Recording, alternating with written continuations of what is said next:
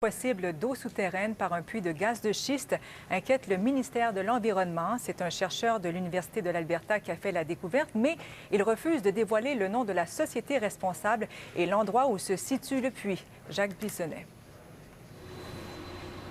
Du gaz dans l'eau, peut-être. Un chercheur albertain qui refuse de dévoiler l'origine de ces échantillons prélevés au Québec affirme qu'il y aurait une contamination des eaux souterraines par les gaz de schiste à un certain endroit, sans plus de précision toutefois. Selon le chercheur, les échantillons d'eau proviennent de différentes sources d'un même puits et il se contente d'ajouter qu'il a trouvé des traces de gaz dans l'eau souterraine. Il est cependant incapable de déterminer avec certitude la provenance du gaz. Est-ce le procédé de fracturation?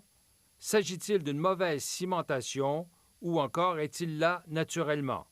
Impossible de l'affirmer selon le chercheur. Un porte-parole du ministère de l'Environnement estime que c'est au Comité de l'évaluation environnementale stratégique sur les gaz de schiste de se pencher sur la méthodologie utilisée par le chercheur albertain. Nous savons là, que le comité va s'intéresser à ces questions-là et il est prévu là, dans les travaux de s'intéresser à toutes les questions là, de ratio isotopique. Cet autre expert doute de l'efficacité de cette démarche.